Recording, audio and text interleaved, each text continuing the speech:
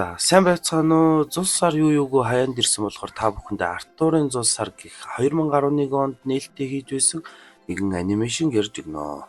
Гараад юу 13 жил болсон ч одоо гэр нь үзэхэд ойдохгүй маш гайхалтай бүтээл. Бид бүхний мэддэг модон тоглоом хийдэг эд шидийн санта биш орчин үетэйгээ хөл нийлүүлэн алгасан маш сайн хөгжсөн хойд тулыг үзэх болно. За ингээд кинонд орцгоё. Зул сарын бэлэг тэмдэг болсон Сантаг маань Малколм гэдэг бөгөөд тэр 20 дахь Санта юм. Санта маань зул сарын бэлгийг маш өндөр технологитой нягт ажилдаг эльфүүдийн тусламжтай гайхалтай гэмээр бэлгээд тарааж байдаг. Энэ ажиллагааны ахлагч нь түүний том хүү Стив. Мөн түүний удаах хүү болох Артуртай бид танилцдаг. Түүнд эльфүүдч тэр аханч тэр дурамчхан байдаг. Учир нь үнэхээр бүтлгүүнийг. Гэтэл Сантагийг бэлгээд тарааж байхад нэгэн хүү сэрснээр бүгд сандрахад нэг эльф андуурч товч дараад болттой бэлэг дамжлагаас гарan газар тонсноор бүхүүл явдал эхэлнэ. Санта маань 2 тэрбум гаруй хүүхдийн бэлгийг маш амжилттай бөгөөд хурдан тарааж дуусснаар эргэн ирсэн байдаг.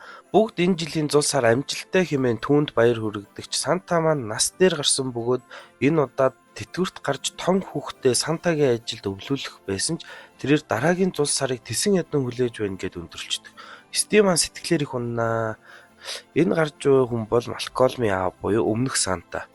Гэтэл дамжлагыг цэвэрлэж байсан нэгэн эльф хөргөгдөөгүй үлдсэн бэлгийг олох бөгөөд түүнийг нь Стив болон Артур ирж олж мэддэг. Хүн Санта маань ч ирдэг.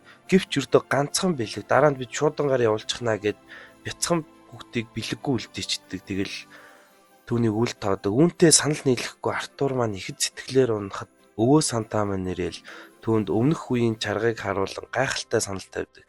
Тэд хуучны үе шиг буган чарга хөлөглөн үүр цайхаас өмнө хүүхдийн бэлгийг аваач өгөхөөр аялалд гардаг. Мөн тэдэнд мэддэхгүй нууцаар хамт явах өнөөх эльф Брони байдаг. Сүүлийн 70 жил дэлхий хурдцтай хөгжиж сүрлэг хотууд бий болсноор өвөө маань төрж тэр гурав гөмөн будалж өгдгөө. Тэгээд бүр тэднийг харь гаргийнхан гэж хүмүүс бодож эхэлдэг. Өвөө маань хуучны газрын зургаар хүрх газартаа ирсэн байдаг. Тэр нь яг үүндээ Африкийн зэрлэг тал байдаг. Тэгэл арслангуудаас арай гэж зүхтааж чаддагч ард үлдсэн 2 бугаа аврахын тулд тэд шид тоосонцор цацсан тэр хавьд байсан бүхэл амьтдыг хөөргөдгнөө.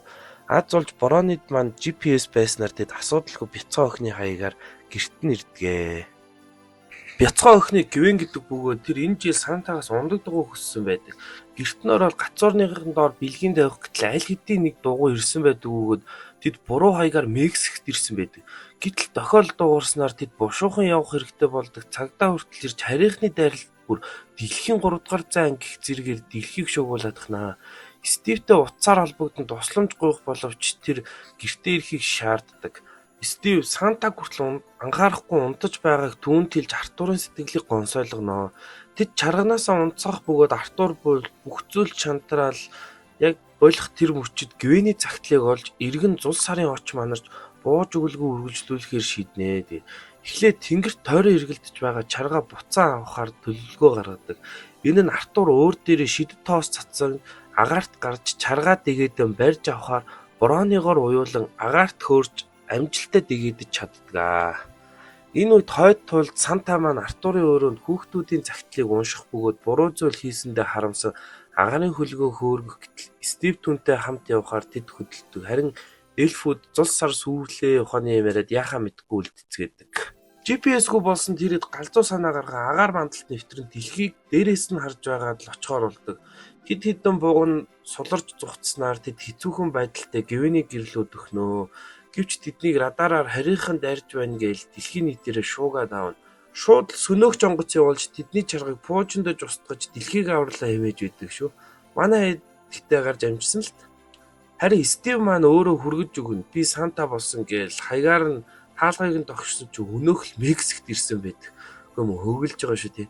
Харин Артур Брони хоёр маань Гвений байдаг газарт гөмөө ойрхон байхад нар манд байдаг. Тэгэл Артур дугуйг нь унаал нартаа уралднаа. Яг гэрийнх нь урд ирэхэд нарны туяа тусах хэдий ашгүй Стив маань хөлгөөрөө эргээд шүн болгож хугацаа хойж чаддаг. Харин өвөө Санта тэр гурав би Санта би бэлгөө өгнө гэж маргалдаж байхад жинхэнэ Санта маань шийдвэр гаргаж Артураар бэлгийг нь өгүүлдэг. Энэ нь Санта дараагийн Сантаг Артур харин чи түүнд тусалж чадах нэгэн хэмээснээр албан ёсны Сантагаар Артур маань болдгоо. Тэгээд өглөө болж гвэн дугуугаа унахаар гарах гэтэл нөгөө бүтлгүй Артур маань яг түүнд харагдаал өнгөрөхөд яг л Санта мэд түүний нүдэнд харагснаар Артур маань цус сарыг ингээд аварч чаддаг. Нэг жилийн дараа Стив маань хойд дуулын ажиллагааны захирал болсон бөгөөд Малколм маань тэтгэврт гарan өвөө Сантатай цуг хөлөг тоглоом тоглодог болсон байдаг. Мөн Малколм маань хатагтай Сантатай салса бүжиглэж сурч л байгаа гин шүү. Рони маань Болтын хэсгийн дарга болсон бөгөөд нэгэн өдөр л сарыг баглах мөрөөдөлтэй гиндэ. Харин алга болсон бугнууд маань буцан хойд дуулдаа эргэн ирснээр одоогийн Сантагийн хөлгийг чирж явдаг болсон байдаг. Ийхүү Артурын зул сар гайхалтай анимашн та бүхэндээ үнэхээр муухай залхуу тайлбарлаг хүргэсэндээ тэгээ хүлцэл өчий. Баг ч гэсэн бичлэг маань таалагдсан бол лайк сабаа дарж залхуурлаас минь аварч хайрлаарэ. Та бүхэндээ баярлалаа. Гэр бүлээрээ сууж баад үзэхэд дэндүү сайхан бүтэн шүү. Баяр таа.